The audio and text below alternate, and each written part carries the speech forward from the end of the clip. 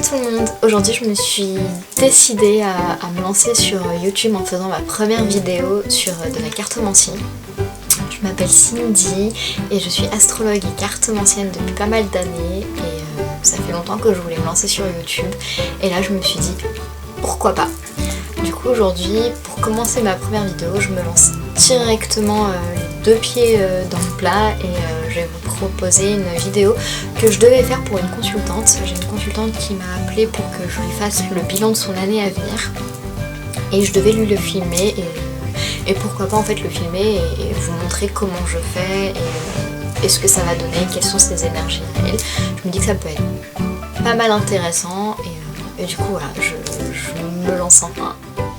Ça va être un tirage à 13 cartes en forme de fer à cheval et du coup chaque carte en fait ne se lit pas solo en fait. Toutes les cartes sont reliées et ce que je vais faire c'est que je vais vous montrer ma technique. En gros je prends une carte, ça va me parler directement de la consultante et ensuite je compte 5 cartes et je lis la carte et je les assemble les unes avec les autres et ainsi de suite jusqu'à temps de lire les 13 cartes. Ça va me parler un peu de tout et de rien, j'ai pas fait le tirage en avance donc je ne sais pas du tout de quoi ça va parler. Mais en gros voilà, ça va normalement parler de son année à venir, un peu de plein de choses, donc on va voir, c'est parti. Ce que je vais faire c'est que je vais tourner la caméra et je vais battre les cartes et ensuite je vais les mettre en forme et ensuite la vidéo pourra commencer. Du coup voilà, ce que je fais c'est que je vais battre les cartes tout en pensant à ma consultante du coup et à son année qui va arriver. Et une fois que j'aurai bien battu les cartes, je vais les mettre à leur place en fait, en forme de fer à cheval. Une fois que les cartes ont été mises dans cette disposition là, je vais commencer par compter 8 cartes et je vais la retourner, c'est ma consultante. Cette carte là va représenter ma consultante et ensuite à chaque fois je vais compter 5 cartes et retourner une carte et je vais l'associer à la carte précédente. Donc c'est parti, le tirage va commencer. C'est 8. La reine de couteau. La reine de couteau, c'est une personne qui est observatrice et indépendante. Donc ma consultante est observatrice et indépendante. Le valet de couteau. Le valet de couteau nous montre qu'un problème va survenir au cours de son année. Elle va mettre ses émotions de côté et du coup le problème va surgir.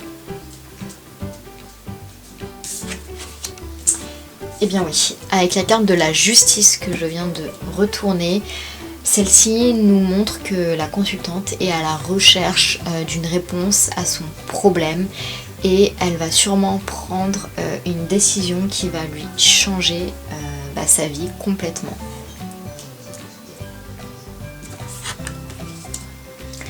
Avec le 5 de pièces, on voit que sûrement elle va faire face à un deuil, à des problèmes de santé et à une grosse souffrance.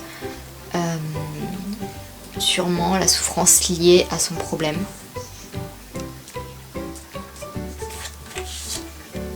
Le 7 de couteau. Alors, on s'enfonce encore plus dans le problème. Cette fois-ci, on nous parle d'un coup bas. Elle a été victime de plusieurs coups bas. Des gens sûrement qui ont parlé derrière son dos et qui ont essayé de la faire passer pour ce qu'elle n'est pas. D'où les coups bas, du coup. C'est ça, ils ont dû parler derrière son dos et du coup, ils ont voulu l'enterrer plus bas que terre, concrètement. Donc c'est sûrement le problème qu'on voyait au début du tirage. Et oui, 3 de couteau. 3 de couteau, c'est la carte la plus angoissante de mon jeu. Clairement, on parle d'une grosse angoisse, d'un chagrin. Donc ce problème va lui provoquer énormément de chagrin et va lui créer des crises d'angoisse. sûrement à cause des personnes qui sont en jeu là-dedans. C'est sûrement à cause de ces gens-là qu'elle va être très mal dans sa vie. En tout cas, au moment de ce problème. L'As de couteau, c'est une très bonne carte. Cette carte-là, clairement, on lui dit qu'il va falloir qu'elle use de son intellect pour améliorer sa vie. Qu'il faut qu'elle se concentre sur elle-même, il faut que sa propre personne devienne sa priorité et que grâce à ça, grâce à cette priorité qui est sa personne, elle va savoir surmonter tous ces obstacles, excusez-moi, et du coup affronter tous ces problèmes. Donc c'est une très bonne carte. Le 6 de couteau, c'est également une très bonne carte. On lui dit clairement d'oublier ses soucis, qu'elle va ensuite rentrer dans une période de tranquillité et qu'il faut qu'elle élimine ses relations toxiques.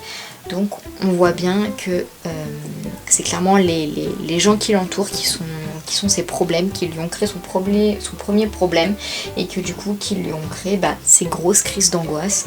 Et en prenant soin d'elle, en devenant sa propre priorité, elle va réussir à surmonter ses problèmes et clairement à devenir sa meilleure version d'elle-même. Le roi de bâton, c'est une très bonne carte également. Là c'est bien, on a commencé le tirage avec du négatif, mais là j'ai l'impression que la roue est en train de tourner et du coup on est en train de transformer ce mauvais tirage en un très bon tirage, parce que le roi de bâton nous dit qu'il faut qu'elle utilise sa force et son pouvoir personnel afin d'atteindre ses objectifs. C'est très important. Comme quoi sa propre personne, c'est vraiment sa clé, c'est la clé de sa réussite. La roue de fortune, eh bien oui, clairement il nous dit que là il faut aller dans le sens du vent et que ces prochaines situations vont être réjouissantes. C'est une très bonne carte. Le 10 d'élixir, et oui, du coup, il faut qu'elle s'entoure d'harmonie et de confort, parce que du coup son avenir est radieux. Clairement elle aura réussi à surmonter tous ses problèmes et à devenir vraiment sa meilleure version d'elle-même, et que harmonie et confort vont l'entourer et vont faire partie de sa vie. Le 6 de bâton. Le 6 de bâton, c'est clairement, elle a remporté la bataille. Maintenant, il est temps qu'elle ait confiance en elle et qu'elle soit fière d'elle et qu'elle montre ses exploits.